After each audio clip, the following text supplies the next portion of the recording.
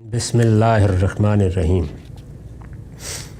عن ابی ہریرہ ان رسول اللہ صلی اللہ علیہ وسلم قال لا واللہ لا یؤمن لا واللہ لا یؤمن لا واللہ لا یؤمن قال ومن ذاک یا رسول اللہ قال جار لا یامن جارہ بوائقا قیل وما بوائقہ قال شرہ۔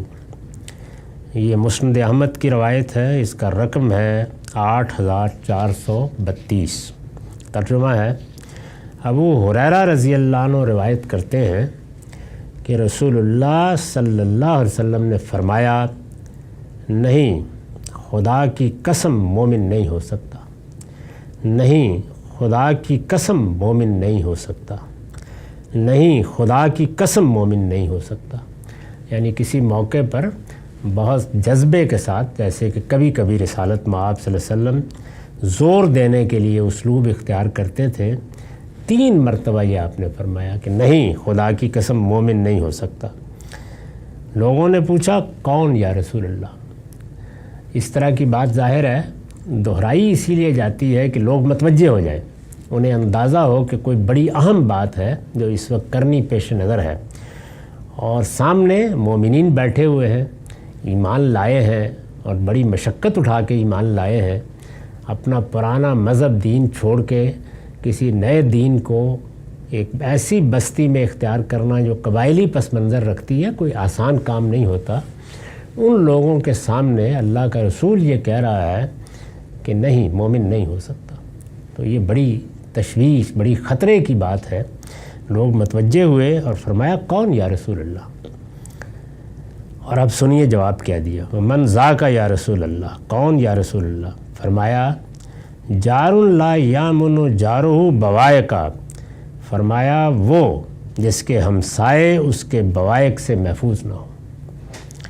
پوچھا گیا یہ بوائق کیا ہیں؟ فرمایا اس کا شر، یعنی جس کے ہمسائے اس کے شر سے محفوظ نہ ہو۔ یہ معلوم ہے کہ ہمارے دین میں جن 3 چیزوں کو تطہیر کا موضوع بنایا گیا ہے، پاکیزگی کا، ان میں ہمارا بدن ہے، ہمارا خور و نوش ہے، اور سب سے بڑھ کر ہمارے اخلاق ہیں۔ اور اخلاق کا سب سے اولین ظہور کہاں ہوتا ہے؟ یا بیوی بچوں کے ساتھ جو گھر کے اندر ہیں، یا ہمسائے۔ تو ہمسایوں کے بارے میں یہ ارشاد فرمایا کہ تمہاری طرف سے ان کو خیر پہنچنا چاہیے، ان کو امن ملنا چاہیے، ان کے ساتھ تمہارا رویہ، تمہارا سلوک دستور کے مطابق اور شرفا کا ہونا چاہیے۔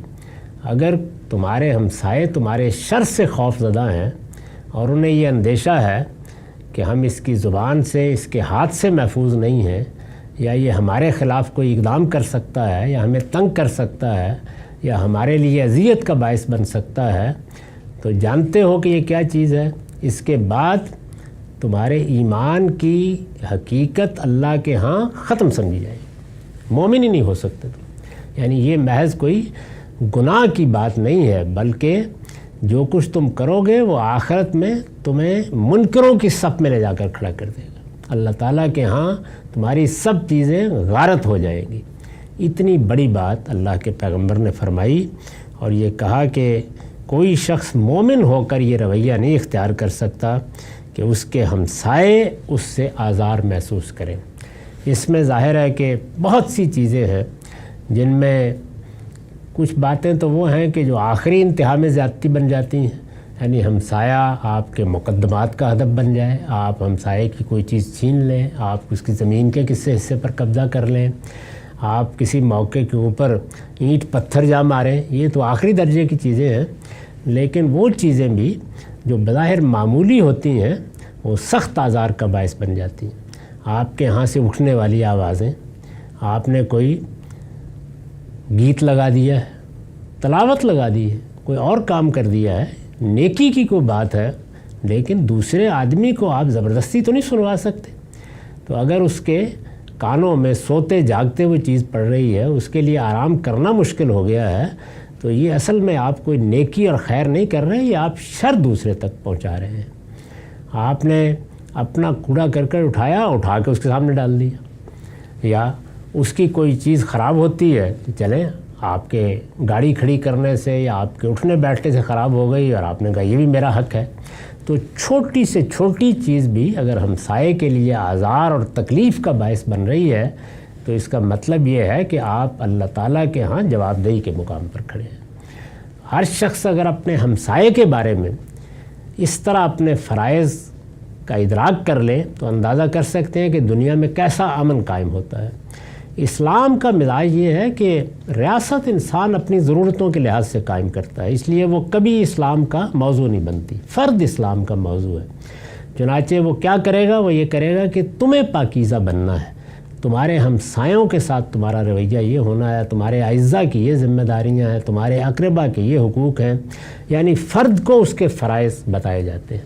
اور یہاں ساری بحث بھی فرائض پر ہوتی ہے، حقوق پر نہیں ہوتی. اگر ہر شخص اپنی ذمہ داریوں کو محسوس کرے، اپنے فرائض کو محسوس کرے تو دین لوگوں کے لیے رحمت بن جاتا ہے. لیکن اگر ایسا نہ ہو تو پھر وہ ایسی زحمت بنتا ہے کہ لوگ دینداروں سے پناہ مانگتے ہیں، ان کے قرب سے پناہ مانگتے ہیں. وہ مسجد کے قریب جا کر گھر لینے کی خواہش کے بجائے اس سے کہیں دور بھاگنے کی خواہش کرنے لگ جاتے ہیں. یہ اس کا نتیجہ نکلتا ہے. تو یہاں جس شخص نے بھی کسی ہمسائے کو تنگ کیا یا اس کی طرف کوئی اس کا شر ممتد ہوا، اس کو متنبہ رہنا چاہیے کہ اللہ کے رسول نے کتنی سخت تنبیہ کی ہے. یہ نہیں کہا کہ یہ گناہ ہے، یہ نہیں کہا یہ بری بات ہے. فرمایا وہ شخص جس کے شر سے اس کے ہمسائے محفوظ نہیں ہے وہ مومن ہی نہیں ہو سکتا، اور خدا کی قسم مومن نہیں ہو سکتا. یہ کسی مولوی صاحب کا بیان نہیں ہے، کسی صوفی کا بیان نہیں ہے، خدا کے پیغمبر کی ہدایت ہے. اس پر میں نے لکھا ہے کہ یعنی مومن ہو کر وہ رویہ نہیں اختیار کر سکتا. یہ مطلب ہے اس کا جو آگے بیان ہوا ہے. اس لیے کہ ایمان و اسلام کی حقیقت ہی تواضع اور فروتنی ہے. ایمان اور اسلام کیا چیز ہے؟ یہ اصل میں انسان کے جھک جانے کا نام ہے. ہر انسان کے اندر ایک انا کا بت ہے جو رکھا گیا ہے امتحان کے لیے، لیکن وہ اس بت کو اٹھاتا ہے اور اس کو اٹھا کر ایک سرب فلک عمارت بنا لیتا ہے اور پھر اس کی پرستش شروع کر دیتا ہے. اس کی اپنی خواہشیں اس کی معبود بن جاتی ہیں. تو اللہ تعالیٰ یہ فرماتے ہیں کہ بندہ مومن کون ہے؟ جس کے اندر تواضع ہے، خشوع ہے، اخبات ہے. یہ خشوع، خضوع، اخبات، تواضع، یہ سب لفظ قرآن میں ایمان والوں کے لیے بیان ہوئے ہیں، اور اس میں ان کی باطنی کیفیت کو واضح کیا گیا ہے کہ ایک بندہ مومن کے نہ باطن میں تکبر ہوتا ہے نہ اس کے ظاہر میں کبھی یہ چیز آتی ہے. وہ اپنے اندر سے جھکا ہوا ہوتا ہے، حق کے سامنے جھکا ہوا، صحیح استدلال کے سامنے جھکا ہوا. صحیح رویے کی تلقین کی جائے تو فوراً کوئی بچہ بھی تلقین کر دے تو اس کو ماننے والا. انا کی بنیاد پر وہ کبھی بات نہیں کرتا. اور یہ تواضع اور فروتنی یہ اسلام کی حقیقت ہے. اسلام کی حقیقت کیا ہے؟ عبدیت. اور عبدیت کیا ہے؟ الخضوع والتذلل، یعنی بندے کا اپنے باطن میں اپنے پروردگار کے سامنے اپنے آپ کو ڈال دینا، جھک جانا. یہی وہ جھکاؤ ہے جو اگر انسان میں پیدا ہو جائے تو پھر یہ ہو نہیں سکتا کہ اس کے گرد و پیش میں کوئی شر پھیلے. پھر وہ محبت کا علمبردار ہوتا ہے، وہ کبھی رد عمل کا اظہار نہیں کرتا. وہ لوگوں کے ساتھ خیر کا علمبردار بنتا ہے. خیر خواہی ہی جس کو رسول اللہ نے فرمایا کہ الدین و النصیحہ، یہی اس کا موٹو ہوتا ہے. وہ اسی چیز کو لے کے چلتا ہے کہ میں تو خیر خواہ ہوں. اور دیکھیے وہ جو روایت ہے خیر خواہی جس میں بیان ہوئی ہے اس میں کیا کہا ہے؟ اس میں یہ کہا کہ الدین و النصیحہ، دین خیر خواہی ہے، اللہ کی، اللہ کے رسول کی، مسلمانوں کی حکومت اور اس کے ذمہ داروں کی، تمام مسلمانوں کی. خیر خواہی کے جذبے کے ساتھ جینے والا انسان ہی سچا مومن ہے، اور یہی حقیقت اس میں بیان کی گئی ہے.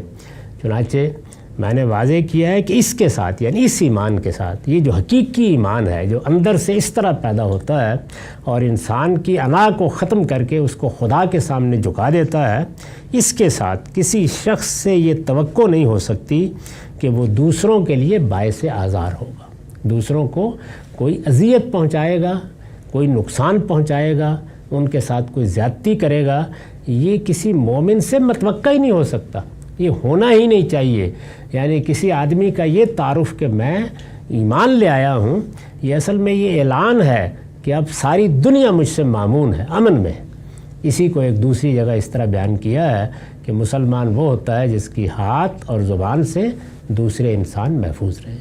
تو یہی چیز ایمان کا وہ ظہور ہے جو دنیا والوں کے لیے ہوتا ہے، یعنی ایمان کا اولین ظہور نماز ہے، وہ اللہ کے ساتھ بندے کو متعلق کرتی ہے اور اس کو یاد دہانی کراتی ہے کہ تم وہ انسان ہو جس کو اپنی انا خدا کے سامنے ڈال دینی ہے، اور پھر بندوں کے ساتھ اس کا یہ رویہ ہے وجود میں آتا ہے۔ اس کو حضور نے بیان فرمایا۔ وآخر دعوانا الحمدللہ۔